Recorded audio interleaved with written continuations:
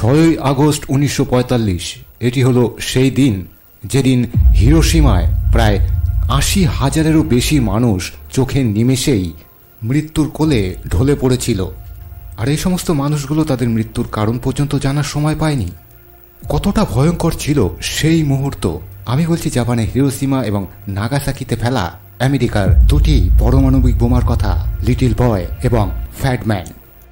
এই দুটি শহরে ফেলা পারমাণবিক বোমার আঘাতে প্রায় ২.৫ লক্ষ মানুষ মারা গিয়েছিল। আজ এতদিন পরেও সেই দিনের কথা শুনে আপনার বুক কেঁপে উঠবে। তাহলে চলুন শুরু করা যাক আজকের ভিডিও। বন্ধুরা, দ্বিতীয় বিশ্বযুদ্ধে সবথেকে বেশি ক্ষয়ক্ষতি হয়েছিল জাপানেই। 1945 সালে জাপানিদের জীবনযাত্রা সম্পূর্ণভাবে বদলে গিয়েছিল। টানা ৬ বছর ধরে চলতে থাকা এই বিধ্বংসী যুদ্ধে জাপানের প্রাকৃতিক সম্পদ প্রায় শেষের মুখে। জিনিসপত্রের দাম এতটাই বেড়ে গিয়েছিল যে মানুষ খাবার দাবারের জন্য নিজেদের মধ্যে লড়াই করতেও ছাড়ত না। রাস্তায় শুধুমাত্র পায়ে চলা কিছু মানুষ এবং মিলিটারিদের গাড়ি ছাড়া আর কিছুই চোখে পড়ত না। হাতে গোনা কয়েকটি মাত্র পাবলিক ট্রান্সপোর্ট রাস্তায় চলতে দেখতে পাওয়া যেত। 6ই আগস্ট 1945 সকাল 7টা হিরোশিমার আকাশে একটি আমেরিকান প্লেনকে উড়তে দেখা যায় এবং সাথে সাথেই হিরোশিমা শহর জুড়ে সাইরেন বাজিয়ে দেওয়া হয়। এই সাইরেনের শব্দ শোনা মাত্রই সাধারণ মানুষেরা সবাই বাংকারের ভেতরে গিয়ে আশ্রয় নেয়। সেই সময় চলতে থাকা সমস্ত রেডিও প্রোগ্রামগুলোকে বন্ধ করে দেওয়া হয়। সেই সময় জাপানের পরিস্থিতি এতটাই খারাপ হয়ে গিয়েছিল যে তারা এই আমেরিকান প্লেনটিকে মেরে নামানোর জন্য কোনো প্লেনকে পাঠাতে পারেনি, কারণ সেই প্লেনগুলোকে ওড়ানোর জন্য পর্যাপ্ত ফিউল তাদের কাছে ছিল না। এর কিছু পরেই আকাশে উড়তে থাকা আমেরিকান প্লেনটিকে আর দেখা যায় না, সেটি সেখান থেকে চলে যায়। যে সমস্ত মানুষেরা বাংকারের ভেতরে আশ্রয় নিয়েছিল তারাও ধীরে ধীরে বাংকার থেকে বেরিয়ে আসতে থাকে। কিন্তু সেই সাধারণ নাগরিকেরা এখনো পর্যন্ত এতটুকু আন্দাজ করতে পারেনি যে কত বড় ভয়ঙ্কর বিপদ তাদের দিকে ধীরে ধীরে এগিয়ে আসছে।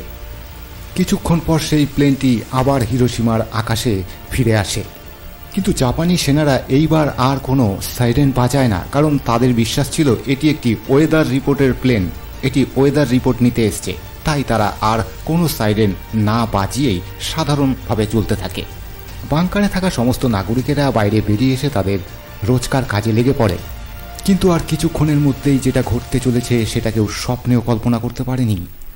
এতদিন ধরে চলে আসা দ্বিতীয় বিশ্বযুদ্ধে জাপানের যে ক্ষতি হয়েছে তার কয়েকশো গুণ বেশি ক্ষতি হতে চলেছে আর কিছুক্ষণের মধ্যেই। 6ই আগস্ট 1945 সকাল 8:15 এই দিনটিকেই হিরোশিমা তথা জাপানের সব থেকে অন্ধকার বা কালো দিন হিসেবে গণ্য করা হয়। হিরোশিমার আকাশে উড়তে থাকা সেই আমেরিকান প্লেনটি আর কয়েক মুহূর্তেই তার ধ্বংসলীলা শুরু করতে চলেছে। এই বিশালাকার প্লেনটির ভেতরে থাকা 3 মিটার লম্বা এবং 4 টন ওজনের একটি পারমাণবিক বোমা হিরোশিমার ওপরে ফেলে দেয়। আর এই বোমাটির নাম ছিল লিটল বয়। দূরে থাকা মানুষেরা এই প্লেনটির মধ্যে থেকে কিছু একটা মাটির দিকে পড়ছে সেটা দেখতে পাচ্ছিল, কিন্তু পরবর্তী মুহূর্তে কি ঘটতে চলেছে সেটা বুঝে ওঠার সময় কারো হাতে নেই, কারণ এই বোমটি প্লেন থেকে ফেলার পর মাটি পর্যন্ত এসে পৌঁছতে মাত্র 43 সেকেন্ড সময় ছিল। বোমটি মাটিতে আছড়ে পড়ার মাত্র কয়েক সেকেন্ডের মধ্যেই হিরোশিমায় থাকা 80% জনগণ চোখের নিমেষে ভস্মীভূত হয়ে যায়। এই বোমের বিস্ফোরণ এতটাই বিপজ্জনক ছিল, 12,500 টন TNT শক্তি বেরিয়ে আসে। আকাশে বিরাট বড় একটি মাশরুমের মতো ধোঁয়া এবং আগুনের ঝলকানি দেখতে পাওয়া যায়। আমেরিকার যে প্লেনটি থেকে এই বোমাটিকে নিক্ষেপ করা হয়েছিল সেই বিমানের পাইলটরা এই ব্যাপারটিকে সম্পূর্ণ রেকর্ড করে রাখে। এই বিস্ফোরণের ফলে প্রায় 10 লক্ষ সেন্টিগ্রেড তাপমাত্রা উৎপন্ন হয়। 1 কিলোমিটারের মধ্যে সমস্ত কিছু ছায়ে পরিণত হয়। এই বিস্ফোরণে মারা যাওয়া মানুষেরা তাদের মৃত্যু সম্বন্ধে কোনো কিছুই ধারণা করতে পারেনি। মানে ব্যাপারটিকে যদি আরও সহজ করে বলি তাহলে আমি বলবো, যারা মারা গেছে তারা কোনো রকম ব্যথা যন্ত্রণা কিচ্ছু অনুভব করেনি এবং কিভাবে মারা গেল সেটাও তারা বুঝতে পারেনি। এই বোমার রেঞ্জ থেকে যারা একটু দূরে ছিল তাদের শরীরের চামড়া ঝলসে যায় এবং শরীরের সঙ্গেই ঝুলতে থাকে। সেই সময় হিরোশিমার মোট জনসংখ্যা প্রায় 1 লাখের কাছাকাছি ছিল। তার মধ্যে 80% মানুষ চোখের নিমেষেই ছায়ে পরিণত হয়। এর পরেও যারা বেঁচে ছিল তারা রেডিয়েশনের মার সহ্য করতে না পেরে নিজেদের প্রাণ হারায়। মানে যারা বেঁচে গিয়েছিল তাদের জীবনটা মৃত্যুর থেকেও ভয়ঙ্কর হয়েছিল। ইট বালি সিমেন্ট দিয়ে তৈরি কয়েকটি টেক্সচার ছাড়া বাদবাকি সমস্ত কিছুই মাটিতে মিশে যায়। বোম ব্লাস্টের 15 কিলোমিটার দূর পর্যন্ত সমস্ত বাড়ির জানালার কাঁচগুলো ভেঙে চুরমার হয়ে যায়।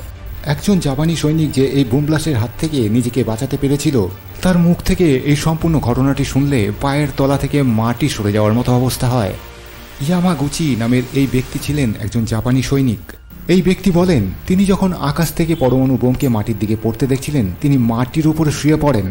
বোমের তীব্রতা এতটাই ভয়ঙ্কর ছিল যে ইয়ামাগুচি কয়েক ফুট ওপরে উঠে আবার মাটিতে এসে আছড়ে পড়ে। এরপর তার আর কিচ্ছু মনে নেই। যখন তার জ্ঞান ফেরে, তিনি চোখ খুলে দেখতে পান চারিদিকে অন্ধকার আর অন্ধকার। তিনি খেয়াল করলেন তার শরীরের কিছু কিছু অংশের চামড়া শরীরের সঙ্গেই ঝুলছে। ইয়ামাগুচি হামাগুড়ি দিতে দিতে একটি গাছের তলায় গিয়ে বসে, যে গাছের সম্পূর্ণ পাতা পুড়ে গিয়েছিল। ইয়ামাগুচি যেখানে পড়েছিলেন তার থেকে গাছের দূরত্ব খুব একটা বেশি ছিল না, কিন্তু এই গাছ পর্যন্ত পৌঁছতে হয়তো তিনি জীবনের সব থেকে বড় সংঘর্ষ করেছিলেন। যে সমস্ত মানুষেরা এখনো পর্যন্ত আহত অবস্থায় মাটিতে পড়েছিল, তাদের মুখ থেকে শুধুমাত্র একটি শব্দই বেরোচ্ছিল, হেল্প, হেল্প। সেই মানুষগুলোর মুখে এক ফোঁটা পানীয় জল তুলে দেওয়ার মতো কেউ সেখানে উপস্থিত ছিল না সেই মুহূর্তে। ইয়ামাগুচিকে ঘটনাস্থল থেকে তুলে নিয়ে যখন হসপিটালে নিয়ে যাওয়া হচ্ছিল, হসপিটালের ভেতরে গিয়ে ইয়ামাগুচি আরও চমকে যায়। সমস্ত হসপিটাল জুড়ে শুধু লাশ আর লাশ। তার মধ্যেও যে কয়েকজন মানুষ বেঁচে ছিল, তাদের কারো চোখ বাইরে বেরিয়ে এসে নাকের সঙ্গে ঝুলছে এবং কারো শরীরের চামড়া শরীর থেকে আলাদা হয়ে গেছে। এই এক ভয়ঙ্কর দৃশ্যের কথা বর্ণনা করেছিলেন ইয়ামাগুচি। তবে বন্ধুরা, বিপদ কিন্তু এখনও শেষ হয়নি। এক কথায় এটা বলা যেতে পারে যে বিপদের শুরু এখন থেকেই।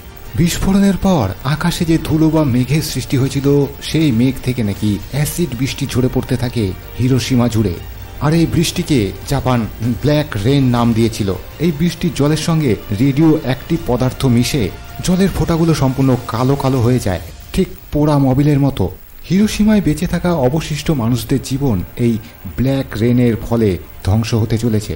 স্কিন ক্যান্সার এবং আরও ভয়ঙ্কর কিছু রোগ মানুষের শরীরে বাসা বাঁধতে থাকে এবং মানুষের আয়ু ক্ষয় করতে থাকে। এই সমস্ত মানুষগুলো জীবন মৃত্যুর থেকেও ভয়ঙ্কর হয়ে ওঠে। হিরোশিমায় ঘটে যাওয়া এই ভয়ঙ্কর ঘটনার মাত্র 3 দিন পর আমেরিকা জাপানকে আরও একটি আঘাত দেয়। আর এই আঘাত থেকে জাপানকে মুক্তি দেওয়ার মতো পৃথিবীতে কেউ উপস্থিত ছিল না সেই সময়। 9ই আগস্ট 1945 ঠিক দুপুরবেলা নাগাসাকির আকাশে একটি আমেরিকান প্লেন ঢুকে পড়ে। আমেরিকান বিমান B-29 নাগাসাকিতে আরও একটি পরমাণু বোমা ফেলে, আর এই পরমাণু বোমাটির নাম ছিল ফ্যাডম্যান। প্লেন থেকে ফেলার পর বোমাটি মাটিতে এসে পৌঁছতে মাত্র 52 সেকেন্ড সময় নিয়েছিল। মাটিতে পড়ার সাথে সাথেই নাগাসাকির অবস্থাও হিরোশিমার মতো হয়। বিস্ফোরণের প্রায় 8 কিলোমিটার দূর পর্যন্ত সমস্ত পাকা বাড়ির চালনা ভেঙে চুরমার হয়ে যায়, আর 1 কিলোমিটারের মধ্যে থাকা সমস্ত কিছু একেবারে মাটিতে মিশে যায়। এখানকার জনসাধারণও কিছু বুঝে ওঠার আগে ভস্মীভূত হয়ে যায়। কয়েক সেকেন্ডের মধ্যে প্রায় 40,000 মানুষ মারা যায়। বাতাসে রেডিও অ্যাক্টিভ পদার্থ মিশে যাওয়ার কারণে এখানেও ব্ল্যাক রেন দেখতে পাওয়া যায়। যে সমস্ত মানুষের শরীরে এই ফোঁটা পড়ে, তাদের জীবন নরক যন্ত্রণার থেকেও মুশকিল হয়ে যায়। যারা বেঁচে যায় তারা আর কোনোভাবেই সুস্থ সবল জীবন পালন করতে পারে না। বিভিন্ন রকম ভয়ানক রোগ তাদের শরীরে বাসা বাঁধতে থাকে। তাদের আগামী কয়েক জেনারেশন সুস্থভাবে জন্ম নিতে পারে না, বেশিরভাগই বিকলাঙ্গ হয়ে জন্মগ্রহণ করে। তবে বন্ধুরা, জাপানের সেই দিন আর এই দিন, টেকনোলজির ব্যাপারে জাপানের থেকে ওপরে কেউ নেই। পরমাণু বিস্ফোরণের প্রায় 77 বছর পর জাপানের হিরোশিমা এবং নাগাসাকি এখন উন্নত শহরের তালিকায় পড়ছে। বর্তমানে নাগাসাকির জনসংখ্যা প্রায় 4 লাখ ছাড়িয়েছে।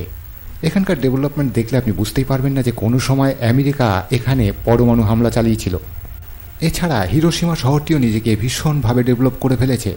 হিরোশিমা জনসংখ্যা 12 লাখ ছাড়িয়ে গেছে। তো বন্ধুরা, আজকের এই উপস্থাপনা আপনাদের কেমন লাগলো কমেন্ট করে জানাতে ভুলবেন না। যদি ভালো লেগে থাকে তাহলে একটি লাইক অবশ্যই করবেন। আরও এরকম ভিডিও দেখতে চাইলে চ্যানেলটিকে সাবস্ক্রাইব করে পাশের বেল আইকনটি টিপে রাখবেন। আগামী দিনে আপলোড করা সমস্ত ভিডিও নোটিফিকেশান পৌঁছে যাবে আপনাদের কাছে সবার আগে। তাহলে দেখা হচ্ছে পরের ভিডিওতে। ভালো থাকবেন, সুস্থ থাকবেন। আজকের মতো সকলকে বিদায় জানাচ্ছি। নমস্কার।